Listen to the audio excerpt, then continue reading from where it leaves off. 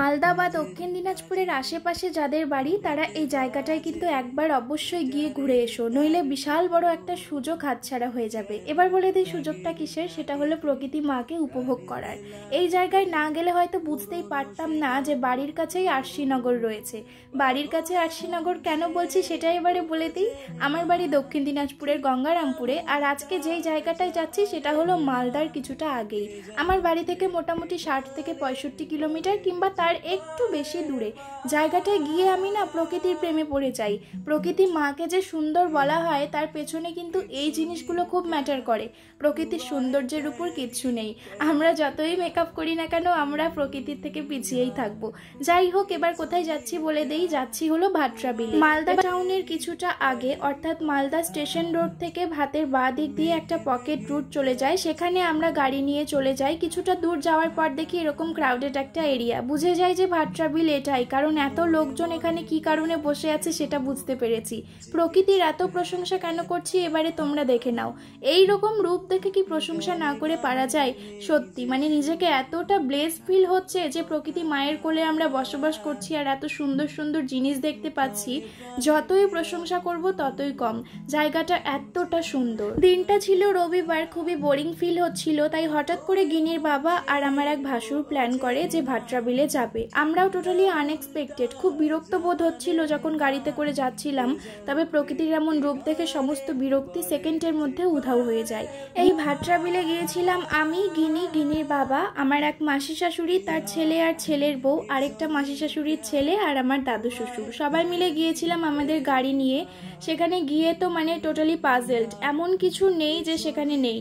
ফুচকা থেকে পাঁপড়, আইসক্রিম, মানে মেলা অ্যাকচুয়াল যেমন হয়, তোমরা মেলা যেমন দেখেছো ঠিক এই জায়গাটা এরকম। আর সত্যি বলতে এই জায়গাটা যে এত ভিড়ভাট্টা পূর্ণ হবে এটা আন্দাজই করতে পারিনি। সোশ্যাল মিডিয়াতে দেখেছি ছবি, তবে সবাই তো নিজের ছবিটাই পোস্ট করে, তাই ক্রাউডেড বা ভিড়যুক্ত এরিয়াগুলো আর চোখে পড়ে না। তারপরে কিন্তু এখানে রয়েছে বোটে করে ঘোরার এরকম সুযোগ। উড়িষ্যায় গিয়ে চিল্কাতে যেমন আনন্দ করেছিলাম, এখানে গিয়ে ঠিক সেরকম মজা হচ্ছিল। আর সত্যি বলতে এই পার্টিকুলার কুলফির দোকানের কুলফিটা আমার এত ভালো লেগেছে যে খেতে খেতেই আমি বলছিলাম যে যাওয়ার সময় আমি আরেকটা খাবো।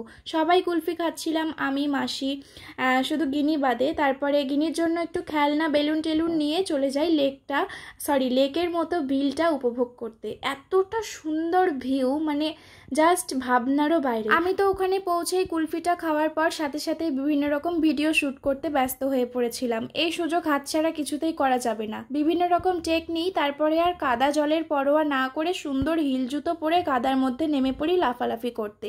মানে অ্যাকচুয়ালি নিজেকে বাচ্চা মনে হচ্ছিল। এই যে কাদার মধ্যে দাঁড়িয়ে জামা টামা ভিজিয়ে জলে এত আনন্দ করছিলাম, মানে মনে হচ্ছিল লোকে আমাকে দেখে পাগল ভাবছে, আমি পুরো উন্মাদ।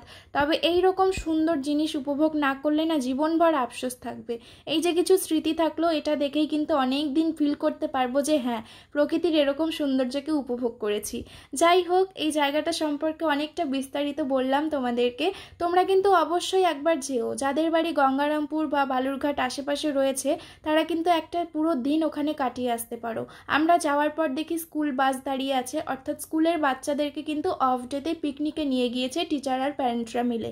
এতটা সুন্দর জায়গা, পুরো ফ্যামিলি ফ্রেন্ডলি জায়গা, কোনো বাজে কার্যকলাপ নেই। পুরো দিনটা খুব আনন্দের সাথে কাটিয়ে কিন্তু আমরা বসেছিলাম গাছের তলায় গিনিকে খাওয়ানোর জন্য। তখন দেখি আকাশে এমন সুন্দর রংধনু উঠেছে। সত্যি এটা একেবারে উপরি পাওনা ছিল। গাড়িতে ওঠার আগে আমার কথা মতো আরেকটা প্রিয় কুলফি আর পাঁপড় ভাজা নিয়ে বসে পড়ি বাড়ির উদ্দেশ্যে রওনা দেওয়ার জন্য। ব্লগটা এখানেই এন্ড করছি। কেমন লাগলো অবশ্যই লিখে জানাবে। বাই।